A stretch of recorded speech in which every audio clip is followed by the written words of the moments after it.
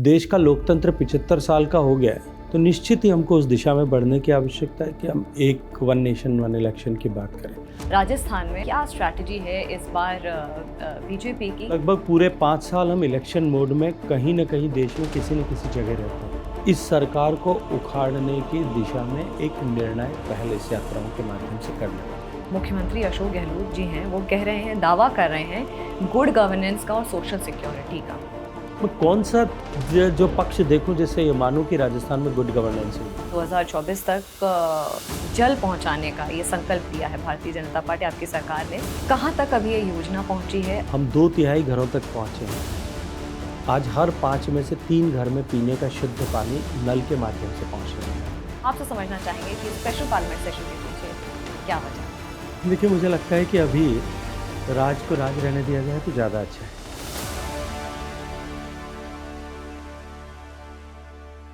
नमस्कार, जागरण डायलॉग्स 3.0 के पहले एपिसोड में आप सभी का स्वागत है। मैं हूं स्मृति रस्तोगी और इस तीसरे एडिशन के पहले एपिसोड में हमारे साथ एक बहुत खास मेहमान है, यूनियन जल शक्ति मिनिस्टर श्री गजेंद्र सिंह शेखावत जी। सर, आपका बहुत बहुत स्वागत है। धन्यवाद स्मृति जी। सर, शुरुआत यहाँ से करूँगी कि अभी एक अनाउंसमेंट हुआ है, पार्लियामेंट का स्पेशल सेशन कन्वीन हो रहा है 18 सितंबर से 22 सितंबर के बीच में। कई अटकलें हैं, क्या वजह है इस स्पेशल सेशन की? कोई कह रहा है कि G20 का जो समिट है उसका फ्रूटफुल डिस्कशन करने का, लेकिन एक और जो एस्पेक्ट है, नैरेटिव है कि शायद वन नेशन वन इलेक्शन को लेकर के बात हो। आपसे समझना चाहेंगे कि इस पार्लियामेंट सेशन के पीछे, स्पेशल पार्लियामेंट सेशन के पीछे क्या वजह है? देखिए, मुझे लगता है कि अभी राज को राज रहने दिया जाए तो ज़्यादा अच्छा है। निश्चित रूप से भारत G20 प्रेसिडेंसी के बाद जो कुछ घटनाक्रम, जो कुछ डिसीजंस, जो कुछ भी कंक्लूजन्स इस पूरे वर्ष भर हुए कार्यक्रमों के तहत हुए हैं, उसको लेकर उन विषयों पर चर्चा हो, ये भी निश्चित रूप से प्रासंगिक है। और जो दूसरा विषय जिसके बारे में आपने बात की, माननीय प्रधानमंत्री जी ने पहले भी कई बार अलग अलग मंच से इस विषय पर चर्चा की थी कि आदर्श स्थिति देश में ये है कि इतने सारे चुनाव जो अलग अलग महीनों में, अलग अलग साल में होते हैं, और लगभग पूरे 5 साल हम इलेक्शन मोड में कहीं न कहीं देश में किसी न किसी जगह रहते हैं। न केवल उसके चलते हुए बेतहाशा खर्च में वृद्धि होती है, अपितु डेवलपमेंटल एक्टिविटीज़ पर कहीं न कहीं विराम लगता है, कहीं न कहीं रुकावट आती है। और जब अब देश का लोकतंत्र 75 साल का हो गया है, तो निश्चित ही हमको उस दिशा में बढ़ने की आवश्यकता है कि हम एक वन नेशन वन इलेक्शन की बात करें। मैं ऐसा नहीं कहता कि इस सेशन को उसके दृष्टिकोण से बुलाया गया है, लेकिन अब निश्चित ही इस पर चर्चा हो, मीडिया के डिफरेंट प्लेटफॉर्म्स पर भी इस पर चर्चा हो, देश में मतदाताओं के बीच में भी इस पर चर्चा हो, और देश का प्रबुद्ध जन जो है वो इस दिशा में सोचना प्रारंभ करे, और इस तरह के वायुमंडल का हम सब लोग मिलकर के निर्माण करें कि हम सब लोग एकमत होकर के उस मुकाम तक पहुँचें जहाँ देश में एक साथ चुनाव हो। मैं फिर कहूँगा कि ये जो कुछ अभी सत्र बुलाया गया है उसके कंटेक्स्ट में नहीं, बट अंततः भारत जैसे बड़े देश को, भारत जैसे इतने बड़े गणराज्य को उस दिशा में सोच करके आगे बढ़ना ये समय की मांग और आवश्यकता है। सर, आप जोधपुर से लोकसभा सांसद भी हैं और अभी कुछ महीनों में राजस्थान में चुनाव भी होने वाले हैं। ऐसे में जो परिवर्तन यात्राएं हैं उनका आरंभ कर रही है बीजेपी, तो इस बार क्या स्ट्रैटेजी है आपकी परिवर्तन जो रैलियां हैं? देखिए, राजस्थान में जिस तरह के हालात हैं और राजस्थान की सरकार का, जब से सरकार अस्तित्व में आई 2018 के चुनाव के परिणाम के बाद, तब से लेकर के सरकार में आपसी विग्रह होने के नाते, नेताओं में मुख्यमंत्री की कुर्सी को लेकर के प्रतिद्वंदिता होने के नाते, और उस झगड़े को सदन से लेकर के सड़क तक आ जाने के चलते हुए, या मैं कहूँगा कि जयपुर से लेकर के दिल्ली तक आ जाने को चलते हुए, राजस्थान में निश्चित रूप से राजस्थान की जनता का 7.5-8 करोड़ लोगों का भारी नुकसान हुआ है। एक तरफ जहाँ राजस्थान डेवलपमेंट एक्टिविटीज़ में पिछड़ा, देश की सरकार द्वारा चलाई जाने वाली सब योजनाओं में जहां 2013 से 18 के बीच में राजस्थान की सरकार अव्वल नंबर पर हुआ करती थी या पहले दूसरे तीसरे पायदान पर होती थी, आज लगभग सभी योजनाओं के इम्प्लीमेंटेशन में नीचे से पहले दूसरे और तीसरे पायदान पर है।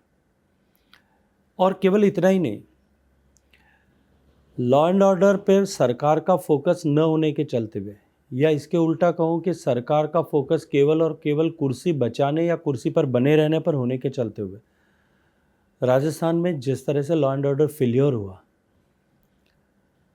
अगर मैं कल केवल एक दिन की बात करूं जो आज समाचार पत्रों में छपा है उसके बारे में चर्चा करूं, तो राजस्थान में कल के दिन में रेप, मर्डर या रेप का मर्डर, ऐसी 21 से ज़्यादा घटनाएं हुई है।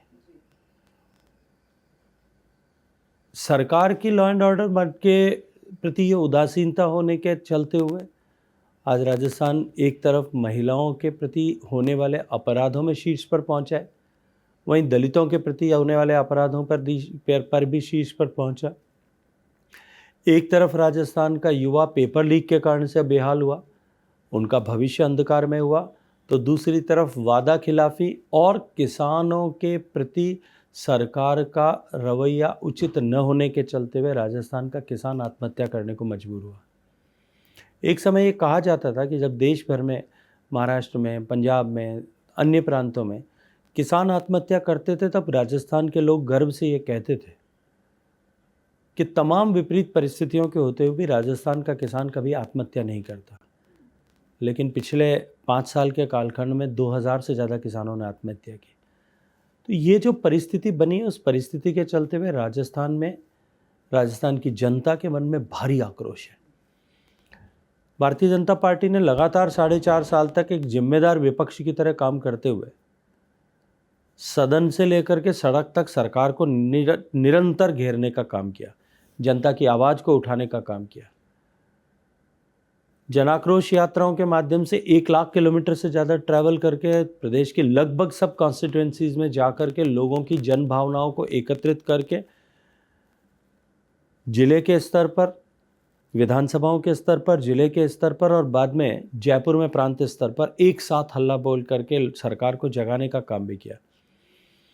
और अब क्योंकि अब चुनाव बिल्कुल मुहाने पर है, राजस्थान भारतीय जनता पार्टी के माननीय अध्यक्ष सीपी जोशी के नेतृत्व में हम सब लोग राजस्थान के 4 अलग अलग कोनों से, त्रिनेत्र गणेश जी सवाई माधोपुर से माननीय राष्ट्रीय अध्यक्ष जी के गरिमामयी उपस्थिति में पहली यात्रा का शुभारंभ करेंगे। दूसरी यात्रा बांसवाड़ा में, बांसवाड़ा डूंगरपुर में वनवासी अंचल में बेनेश्वर धाम से माननीय गृह मंत्री जी के गरिमामयी उपस्थिति में प्रारंभ होगी।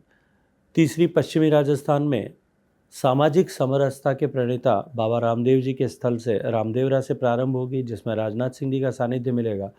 और चौथी यात्रा पंजाब की सीमा पर हनुमानगढ़ जिले के गोगामेड़ी नामक तीर्थ से माननीय नितिन जी के सानिध्य में प्रारंभ होगी।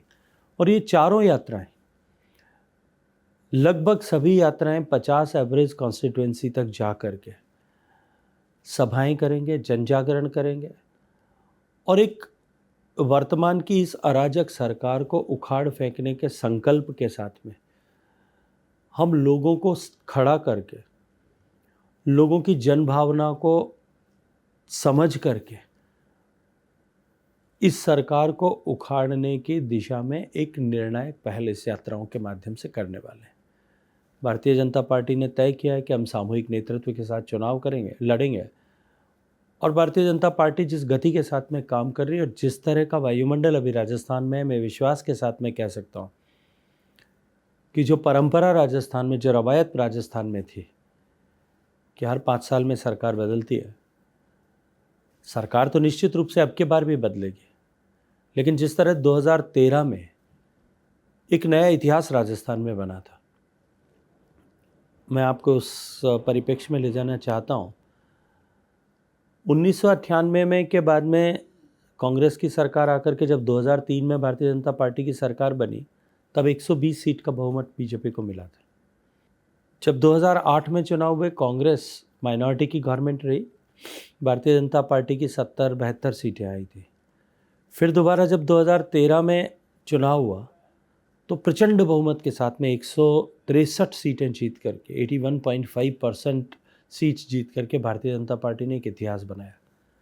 2018 में हम सरकार से बाहर हुए, मात्र 0.5% का डिफरेंस था, लेस देन 0.5%, और कांग्रेस फिर माइनॉरिटी की सरकार थी। अब की बार मैं ये मानता हूँ, और जिस तरह की परिस्थितियाँ राजस्थान में, मैं विश्वास के साथ एक बात कह सकता हूँ कि अब की बार 2013 का भी जो रिकॉर्ड है वो टूटने वाला है। सर, आपने बात करी एंटी इनकम्बेंसी की राजस्थान में, लेकिन जो मुख्यमंत्री अशोक गहलोत जी हैं वो कह रहे हैं, दावा कर रहे हैं गुड गवर्नेंस का और सोशल सिक्योरिटी का, कि हमने 5 साल के अपने कार्यकाल में गुड गवर्नेंस के साथ साथ सोशल सिक्योरिटी भी दी है और वापसी हमारी तय है। मैंने आपके सामने विस्तार से चर्चा की। किसानों की स्थिति देख लीजिए, 2100 किसानों ने आत्महत्या की और 20,000 से ज़्यादा किसानों की ज़मीन नीलाम हुई है। राजस्थान जो देश में बाजरे का सबसे बड़ा उत्पादक है, हमारे पड़ोसी गुजरात ने, मध्य प्रदेश ने, हरियाणा ने, जो तीनों में कुछ क्वांटिटी में बाजरा पैदा होता है, हमारे जितना नहीं, लेकिन निश्चित ही बहुत बड़ी मात्रा में तीनों प्रदेशों में बाजरे का उत्पादन होता है। और इस बाजरे के उत्पादन के देश में प्रथम नंबर पर होने के बावजूद भी राजस्थान के किसान को वर्तमान सरकार की पॉलिसी के कारण से, भारत सरकार के आग्रह के बावजूद भी बाजरे की खरीद एमएसपी पर नहीं करने के चलते हुए जो 2250 रुपये, 2250 रुपये बाजरे की एमएसपी थी, राजस्थान के किसान को 1100-1200 रुपये में बाजरा बेचने को मजबूर होना पड़ा। और फिर बाद में जब माननीय प्रधानमंत्री जी ने श्री अन्न ऐसा घोषित किया और इस वर्ष को मिलेट ईयर घोषित किया, और जिस तरह से डिमांड बढ़ी, मार्केट में बाजरा 3,300-400 रुपये तक बिका। राजस्थान के किसान को दोहरा नुकसान उसके चलते हुआ, जबकि पड़ोस के सभी राज्यों में एमएसपी पर खरीदा गया। और इसके कारण से राजस्थान का किसान परेशान हुआ। कोऑपरेटिव में घोटाले हुए हैं, फसल बीमा योजना में घोटाले हुए हैं, और किसान को जो विश्वास 18 के चुनाव के समय कांग्रेस पार्टी के शीर्ष नेतृत्व द्वारा दिया गया था कि हम 10 तक गिनेंगे तब तक कर्ज माफ़ हो जाएगा, मुझे लगता है कि शायद उनकी गिनती 1, 2, 3 से लेकर के 5 साल पूरे को होने को आए, अब तक 10 तक नहीं पहुंची। लेकिन राजस्थान के किसान उसके कारण से बेहाल हुए, बदहाल भी हुए और खुदकुशी करने को मजबूर हुए। ठीक वही स्थिति युवाओं की, एक के बाद एक 17 पेपर लीक हुए। देश में कहीं ऐसा नहीं हुआ होगा। और हर पेपर लीक के समय में सरकार के मुखिया की तरफ से एक स्टेटमेंट आता है कि न अधिकारी से इसमें सम्मिलित हैं और न कोई राजनेता ही।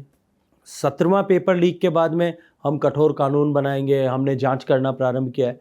जांच एक कदम चली थी सिर्फ। आरपीएससी का सिटिंग मेंबर वो जेल के सीखचों के पीछे है। सरकार के मंत्री पद का दर्जा प्राप्त व्यक्ति जेल के पीछे है, और अभी तो सिर्फ एक कदम चली है, न जाने कितने कदम जांच चलेगी। लेकिन उसके कारण से युवा अपने आप को ठगा हुआ महसूस करते हैं। पब्लिक सर्विस कमीशन जैसी संस्था जिसने पिछले दशकों तक निरंतर निष्पक्षता के साथ में काम करते हुए अपनी क्रेडिबिलिटी बनाई थी, आज वो समाप्त हो गई। उसको रीएस्टैब्लिश करने की बड़ी चुनौती सामने। ठीक इसी तरह की परिस्थितियां राजस्थान में भ्रष्टाचार के चलते हुई है।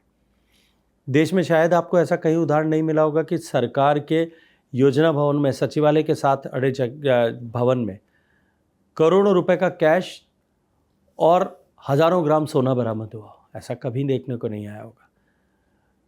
जिस कदर घोटाला हुआ है और सरकार ने जिस कदर सरकारी तंत्र के कमज़ोर होने और मुख्यमंत्री की कमान कमज़ोर होने के चलते हुए जिस तरह से कांग्रेस पार्टी के विधायकों ने भ्रष्टाचार के नए पैरामीटर्स खड़े किए, निश्चित उसके कारण से चुनौती।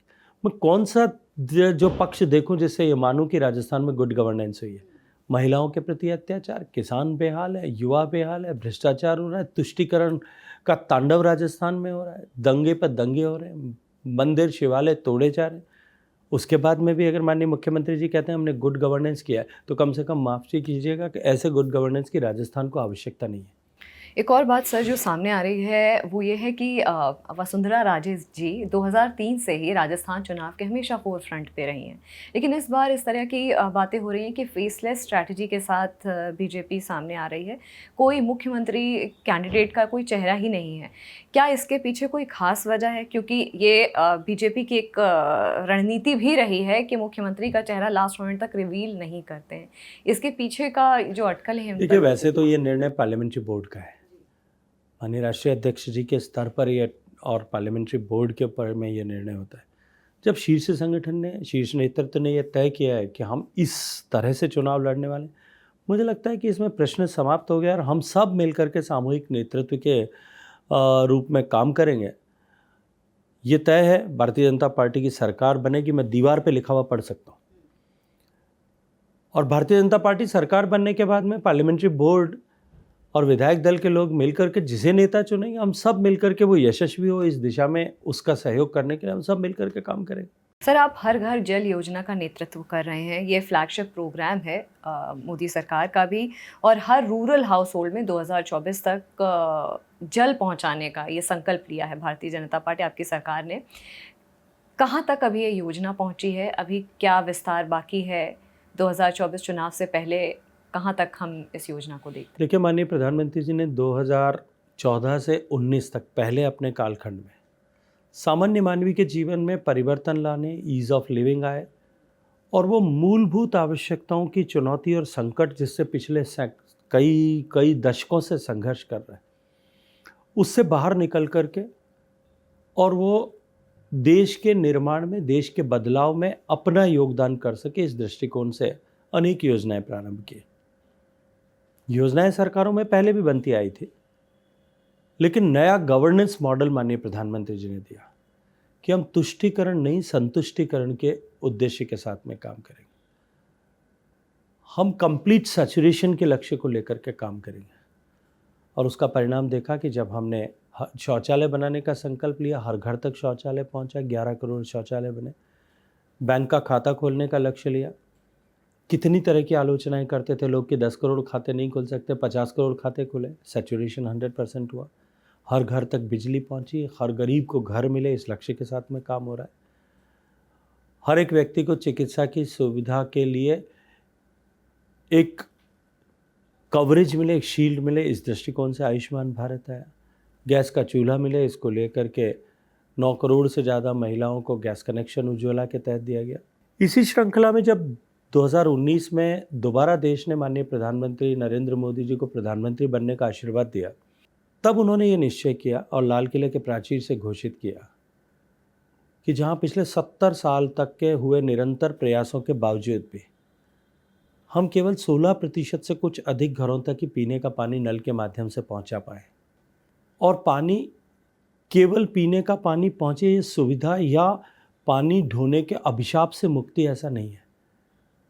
देश के सामूहिक स्वास्थ्य को लेकर के भी उसके चलते हुए बहुत बड़ा प्रभाव होने वाला, और ये देखा था जब स्वच्छ भारत मिशन किया, तब शायद किसी ने कल्पना नहीं की होगी कि इस तरह के परिणाम आएंगे। पूरी दुनिया जिनके आकलन करके कि देश का प्रति ग्रामीण परिवार 50,000 रुपया प्रति वर्ष होने वाला खर्च कम हो जाएगा, bill and Melinda Gates foundation ने कहा, वर्ल्ड बैंक के स्टडी में आया, इसके अलावा अन्य संस्थाओं ने भी कहा।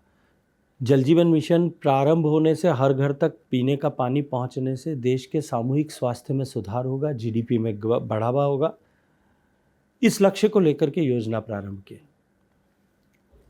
क्योंकि हम जानते हैं कि जल राज्यों का विषय है, और राज्य का विषय होने के नाते प्राथमिक जिम्मेदारी राज्य की है। और भारत में इतनी डाइवर्सिटी है। बिल्कुल, मैं इसी पॉइंट पे आ रही थी कि ज्योग्राफिकल चैलेंजेस बहुत रहे होंगे, तो ऐसे में चुनौतियां भी बहुत रही होंगी। इतनी डाइवर्सिटी है। एक तरफ राजस्थान का सूखा प्रदेश है, मध्य प्रदेश और बुंदेलखंड का सूखा प्रदेश है, दूसरी तरफ ऐसे प्रदेश भी हैं जहाँ बहुतायत में पानी है, लेकिन बरसात के सब बाद में पानी नहीं होता। मेघालय जैसे प्रदेश क्षेत्रों में जहाँ बरसात तो दुनिया की सर्वाधिक होती है, लेकिन नॉन मानसून सीजन में वहाँ पानी नहीं होता। दुर्गम क्षेत्र हैं, लेह लद्दाख के क्षेत्र से लेकर के पहाड़ी क्षेत्रों में, हिमालयन क्षेत्र में, जहाँ बर्फ़ की 2-2, 3-3, 4-4 फीट की चादर 8 साल के 10 महीने तक बनी रहती है, उसके बीच में से पानी पहाड़ों तक ले जाना था। ऐसे दुर्गम क्षेत्र थे अरुणाचल प्रदेश में और नॉर्थ ईस्ट में जहां हम सड़क मार्ग से पाइप नहीं ले जा सकते थे। हज़ारों किलोमीटर पाइप उठा करके कंधों पर या हाथी पर रख करके ले जाना था। हेलीकॉप्टर्स के माध्यम से पाइप ट्रांसपोर्ट भी करना था, पाइपलाइंस ले भी करनी थी। ये परिस्थिति जो बनी, इसके चलते हुए एक बार हमने सारे राज्यों के साथ में कंसल्टेशन किया। इसके अतिरिक्त भी राज्यों की अपनी अपनी अलग अलग तरह की प्रिपेयर्डनेस थी, अलग अलग तरह की परिस्थितियां थी। 25 दिसंबर को 2019 में गुड गवर्नेंस डे के दिन एक गाइडलाइन हमने इशू किया था। उस दिन से काम प्रारंभ हुआ। अभी 25 दिसंबर आने में लगभग 3 महीने का समय शेष है। इस 4 महीने के काल के कम होने के बावजूद भी इस 3.25 साल के कालखंड में हम उस 3 करोड़ से बढ़कर के या 16% से बढ़कर के 67% या 3 करोड़ से लगभग 13 करोड़ तक पहुंचने वाले हैं। और देश में 19 करोड़ 41 लाख घर हैं। हम 2/3 घरों तक पहुंचे हैं। आज हर 5 में से 3 घर में पीने का शुद्ध पानी नल के माध्यम से पहुंचने लगा है। और माननीय प्रधानमंत्री जी का ये सपना कि 2024 के अंत तक हम हर घर तक पहुंचाएं, हम उस लक्ष्य को लेकर के इस लक्ष्य की प्राप्ति के लिए तेज गति से आगे बढ़ रहे हैं। सर, ग्राउंड वाटर डिप्लीशन एक बहुत बड़ा मेजर कंसर्न है। ऐसे में क्लाइमेट चेंज को लेकर के और हर साल निरंतर बदलाव देखा जा रहा है, महसूस किया जा रहा है। इसको लेकर के मंत्रालय किस तरह से एड्रेस कर रही है इस प्रॉब्लम को? देखिए, निश्चित ही आपने बहुत अच्छा प्रश्न किया है। भूगर्भ के जल या ग्राउंड वाटर पर डिपेंडेबिलिटी के दृष्टिकोण से हम दुनिया में पहले स्थान पर हैं। हम दुनिया में सर्वाधिक पानी ज़मीन में से निकालते हैं। उस पंक्ति में कतार में हमारे पीछे अमेरिका और चाइना है। उन दोनों का क्यूमुलेटिव विड्रॉल, सामूहिक रूप से जितना पानी निकालते हैं उसका 1.5 गुना पानी हम निकालते हैं। हमारी ड्रिंकिंग वाटर रिक्वायरमेंट ऑलमोस्ट 85% जो है वो ज़मीन के पानी पर निर्भर करती है। और लगातार विड्रॉल होने के कारण से देश का बहुत बड़ा भूभाग, जो 7,000 ब्लॉक्स हम मॉनिटर करते हैं, उसमें से लगभग 1200-1300 ब्लॉक्स ऐसे थे जो इधर ओवर एक्सप्लॉइटेड थे या क्रिटिकली एक्सप्लॉइटेड हो गए थे या सेमी क्रिटिकल थे। और वो निश्चित रूप से राष्ट्रीय चिंता का विषय था। ये चिंता और भी गहरी इसलिए थी क्योंकि जिस तरह का जियो स्पेशियल वेरिएशन हमारे यहाँ, जैसे आपने चर्चा की, उन भौगोलिक परिस्थितियों के चलते हुए अलग अलग क्षेत्रों में अलग अलग तरह का दबाव था। हमारी चिंता और भी बड़ी इसलिए थी कि हमारे यहाँ अर्बनाइजेशन जिस गति से बढ़ रहा है, इसलिए विड्रॉल और डिमांड बढ़ रही थी। हमारी चिंता इसलिए भी है कि क्लाइमेट चेंज इम्पैक्ट अब जो सामने दिखाई देते हैं उसके कारण से रेनफॉल पैटर्न चेंज हो रहे थे। तो ऐसे में हमारा बहुत बड़ा हिस्सा ज़मीन के पानी से मरहूम हो जाएगा, ये दिखाई देता था। लेकिन निरंतर पिछले 9 साल तक माननीय प्रधानमंत्री जी ने अलग अलग प्लेटफॉर्म्स, चाहे वो मन की बात का कार्यक्रम हो, वहाँ से लेकर के लाल किले से बोलते हुए तक, हर जगह इस विषय पर चर्चा की। और इसके चलते हुए एक वायुमंडल देश भर में बना। राज्यों की सरकारों ने भी अपने दृष्टिकोण से काम किया। माननीय प्रधानमंत्री जब गुजरात के मुख्यमंत्री थे तब मोदी जी ने सुजलाम सुफलाम वहाँ प्रारंभ किया था। राजस्थान की वसुंधरा राजे सरकार के समय बहुत प्रभावी और देश का सर्वोत्कृष्ट जो है मुख्यमंत्री जल स्वावलंबन अभियान चला। ठीक इसी तरह से बिहार ने जल जीवन हरियाली ऐसा करके कार्यक्रम लिया। आंध्र प्रदेश ने नीरू चेट्टू लिया। हर प्रदेश में इस तरह से जो सरकारों ने इनिशिएटिव लिए और उसके आगे बढ़ कर के ग्राउंड वाटर रिचार्ज से रिलेटेड एक्टिविटीज़, ज़मीन पर पानी, सतह पर पानी, बरसात का कंजर्व करने को लेकर के related activities, traditional water bodies का जो है रिजुविनेशन, रिनोवेशन कर सके, इसको लेकर के जो एक्टिविटीज़ जो है देश भर में हुई। कॉरपोरेट सेक्टर्स उसके साथ जुड़े, NGOs जुड़े, इंडिविजुअल्स ने जब इस एफर्ट्स करना शुरू किया, पूरे देश में एक वातावरण इसको लेकर के बना। इसी क्रम में माननीय प्रधानमंत्री जी ने 2019 से जल शक्ति अभियान प्रारंभ किया और देश भर के सभी जिलों में भारत सरकार में काम करने वाले ऐसे वरिष्ठ अधिकारियों को भेज करके हमने हर जिले पे इस तरह की चेतना के जागरण के लिए डिफरेंट इनिशिएटिव्स लिए। जल शक्ति केंद्र बनाए। देश भर का जो 25 लाख स्क्वायर किलोमीटर एरिया मैपेबल है, उसको हमने डिफरेंट टेक्नोलॉजीज़ के साथ में ग्राउंड वाटर और एक्वीफर्स को मैपिंग किया है। नेशनल एक्वीफर मैपिंग प्रोग्राम के तहत हमने देश भर के सारे एरिया को मैप करके किस जगह के लिए किस तरह के इनिशिएटिव्स को लेने की आवश्यकता है ताकि हम बेटर ग्राउंड वाटर रिचार्ज कर सकें या ground water recharge related activities के बेहतर परिणाम ले सकें, इस दृष्टिकोण से जिलों के साथ साझा किया। आज उसका परिणाम ये हुआ है कि मैं गर्व के साथ में ये कहता हूँ कि जो हर 3 साल में जब रिपोर्ट पब्लिश होती थी, तब ऐसे क्रिटिकल या सेमी क्रिटिकल या ओवर एक्सप्लॉइटेड ब्लॉक्स की संख्या बढ़ती थी। 2022 तक आते आते, अब क्योंकि हमने हर वर्ष करना शुरू कर दिया, 2021 तक आते आते वो घटने का या नंबर्स बढ़ने का, ग्राउंड वाटर घटने का या नंबर्स बढ़ने का जो ट्रेंड बना था, उस पे विराम हम लगा सके। और जो लास्ट 2022 का डेटा आया है, मुझे प्रसन्नता होती है कहते हुए कि पहली बार ऐसा हुआ है कि हम उस ट्रेंड को रिवर्स करने में, उल्टा करने में कामयाब हुए। अब जो नंबर ऑफ ब्लॉक्स हर साल बढ़ते थे, वो सेफ से क्रिटिकल में, सेमी क्रिटिकल में जाते थे, semi critical blocks over exploited हो जाते थे। अभी वो क्रम उल्टा हुआ है, ओवर एक्सप्लॉइट से एक्सप्लॉइटेड से सेमी क्रिटिकल हुआ है, या क्रिटिकल हुआ है, या क्रिटिकल थे वो सेमी क्रिटिकल में गए, सेमी क्रिटिकल सेफ हुए। और ये निश्चित रूप से उत्साहजनक है, लेकिन इस दिशा में हमें बहुत काम करने की आवश्यकता है। प्रधानमंत्री जी के नेतृत्व में हमने दुनिया का सबसे बड़ा ऐसा participatory water management program World Bank के सहयोग से 6,000 करोड़ रुपए की लागत से प्रारंभ किया है, जहां देश में पहली बार डिमांड साइड मैनेजमेंट पर काम हमने किया। अब तक हमेशा पानी कहाँ से मिलेगा, कहाँ रोका जा सकता है, सिर्फ इसी दृष्टिकोण से हम काम करते थे। पहली बार ऐसा हुआ है कि पानी जो हमारे पास उपलब्ध है उसको हम बेहतर तरीके से कैसे उपयोग कर सकते हैं, इस पर अवेयरनेस बने। हम अपनी जो है इरिगेशन एफिकेसी को कैसे बढ़ाएं, हम वाटर यूजेस को किस तरह से मॉनिटर करें, रीयूज एंड रिसाइकल पर किस तरह से काम करें। इन सब दृष्टिकोण से जब काम करना शुरू किया, उसका परिणाम अब जो है वो ऐसे उत्साहजनक परिणाम हम सबके सामने है। वासुदेव कुटुंबकम की बात कर रहे हैं, अमृतकाल की बात कर रहे हैं, वर्ल्ड इज़ वन फैमिली की बात कर रहे हैं। ऐसे में ये जो जल एक ऐसा सब्जेक्ट है जो कॉमन है सभी देशों के बीच, तो अवेयरनेस हम अपने स्तर पे किस तरह से फैला रहे हैं या जागरूकता किस तरह से फैला रहे हैं, क्योंकि आपका जो मंत्रालय है बहुत यूनिक काम कर रहा है। देखिए, माननीय प्रधानमंत्री जी ने पानी की महत्ता को समझते हुए ही डिफरेंट वर्टिकल्स पर अलग अलग मंत्रालय, अलग अलग डिपार्टमेंट में जो पानी को लेकर के पॉलिसी प्लानिंग होती थी, उसको इंटीग्रेट करके जल शक्ति मंत्रालय का गठन किया। और आज पानी से रिलेटेड सारे वर्टिकल्स पे, चाहे सिंचाई के लिए बांध बनाना हो, चाहे बांधों की सुरक्षा को लेकर के डैम सेफ्टी प्रोटोकॉल खड़ा करना हो, चाहे ground water related activities, recharge related activities जिसकी चर्चा मैंने की वो हो, चाहे पीने का पानी को लेकर के हो, चाहे मॉडर्नाइजेशन ऑफ कैनाल्स को लेकर के हो, इन सारे पक्षों पर अगर दुनिया में किसी भी पक्ष में सर्वाधिक काम किसी देश में हो रहा है, वो भारत में हो रहा है। और मैं गर्व के साथ में कह सकता हूँ कि हिंदुस्तान ऐसा देश है जो इस कालखंड में पानी के सेक्टर पर सबसे ज़्यादा निवेश कर रहा है। आज $250 बिलियन लगभग का निवेश राज्य और देश की सरकारें मिलकर के पानी के क्षेत्र में कर रही।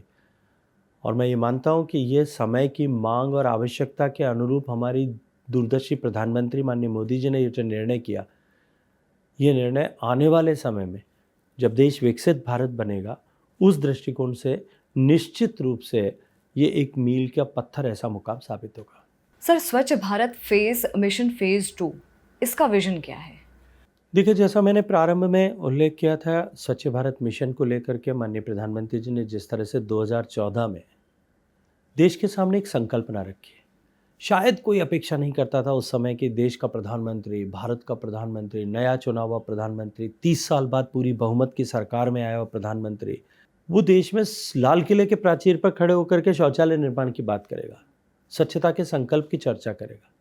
शायद किसी ने कल्पना नहीं की थी कि देश का प्रधानमंत्री घोषणा करने के बाद में हाथ में तसला लेकर के सीमेंट और जो है मोर्टार लेकर के और ईंटें रख के शौचालय बनाता हुआ दिखेगा।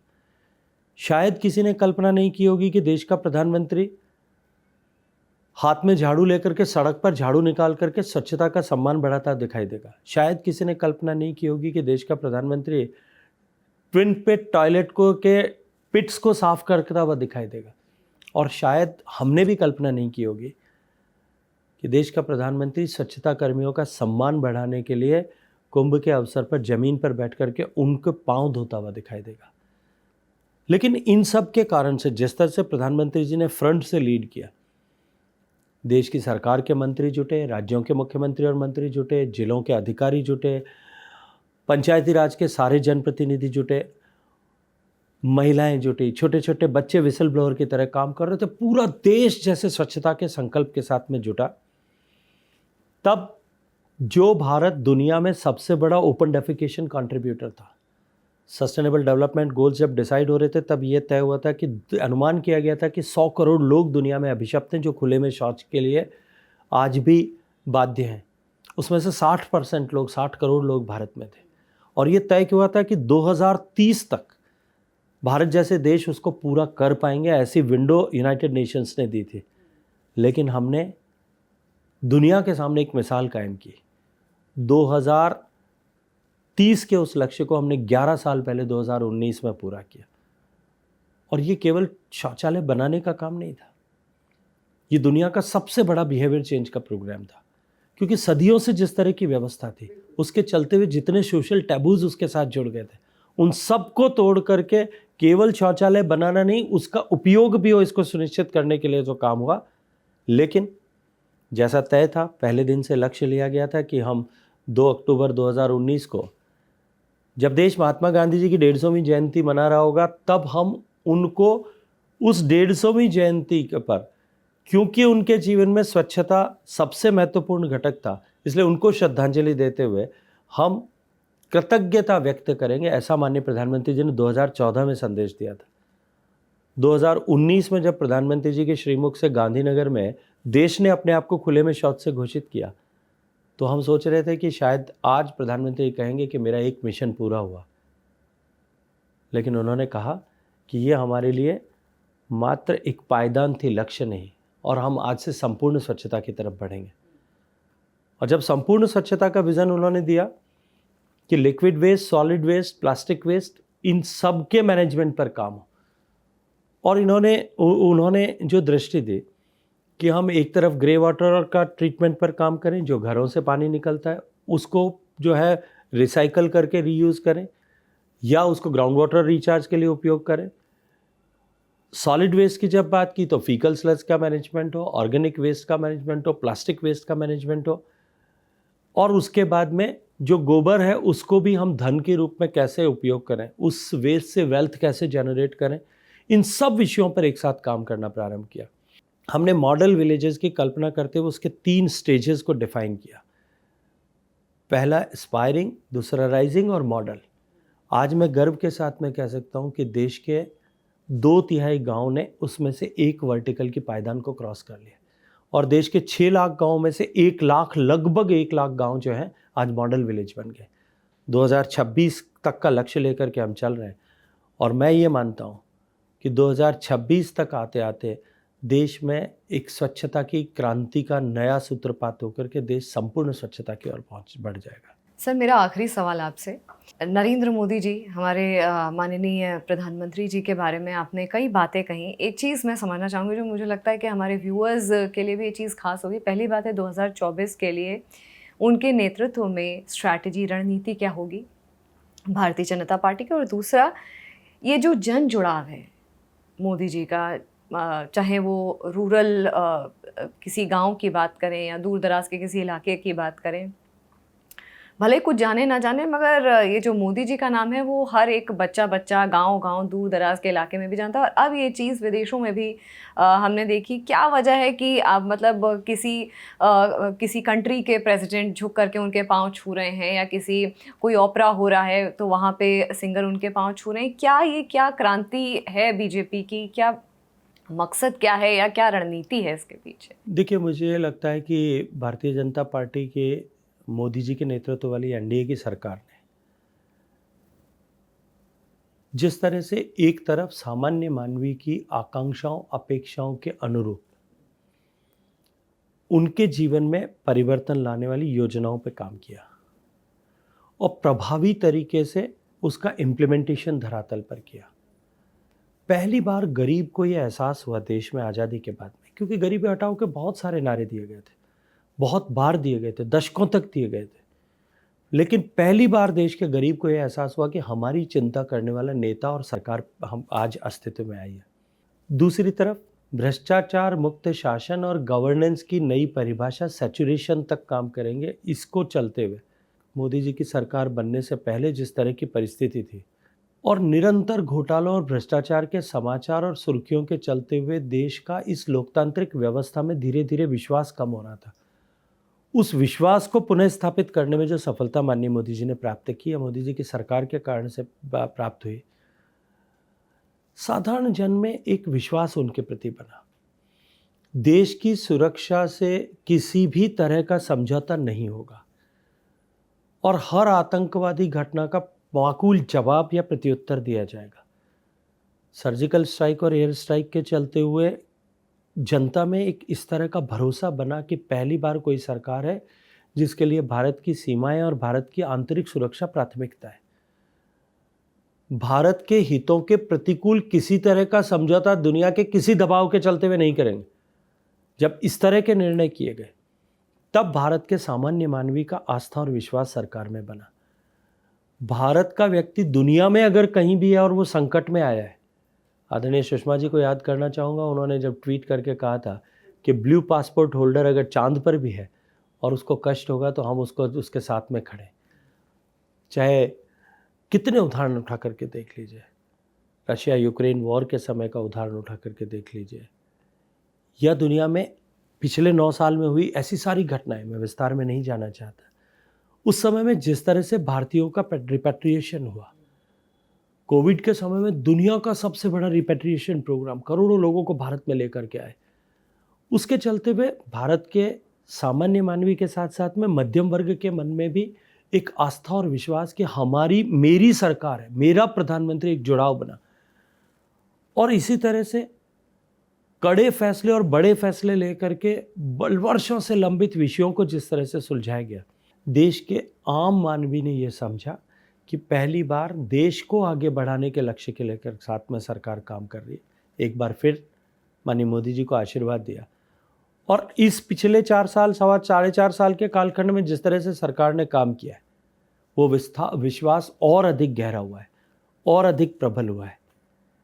उस विश्वास के आधार पर हम लोग चुनाव में जाएंगे। देखिए, जो सरकारें काम नहीं करते, जो सरकारें 4.5 साल तक राजस्थान की सरकार की तरह डिलीवर करने में फेल हो जाती हैं, तब उनको इस तरह की स्कीम्स ला करके, इस तरह के इंसेंटिव्स का लॉलीपॉप दिखा करके या इस तरह की रेवड़ियाँ बांट करके और वापस सत्ता में आने का प्रयास करने पड़ते हैं। अलग अलग तरह की रणनीतियाँ बनानी पड़ती है। भारतीय जनता पार्टी रणनीतियों के आधार पर नहीं, अपनी नीतियाँ और उन नीतियों को जिस तरह से इम्प्लीमेंट किया है धरातल पर, उसके आधार पर चुनाव के समर में जाएगी। और जो जनता का भरोसा है और मीडिया की जिस तरह की रिपोर्ट्स आ जाती हैं, मुझे लगता है, और प्रधानमंत्री तो खुद विश्वास के साथ में लाल किले के प्राचीर से खड़े कह चुके हैं, देश को भरोसा दिला चुके हैं कि अगले साल भी मैं यहाँ आपसे खड़े होकर के बात करूँगा। मुझे लगता है कि अब तो ये तय हो गया है कि अब रणनीतियों की नहीं, नीतियों को धरातल पर जो उतारा है उनको और आगे बढ़ाने की आवश्यकता है। सर, आपका बहुत बहुत धन्यवाद। आपने बिज़ी शेड्यूल से हमें वक्त दिया और मुझे बहुत खुशी है कि जागरण डायलॉग्स के 3.0 के पहले एपिसोड में हम शुरुआत आपके साथ कर रहे हैं। बहुत बहुत धन्यवाद। Thank you. फिलहाल जागरण डायलॉग्स 3.0 में इतना ही। मुझे दीजिए इजाज़त। नमस्कार।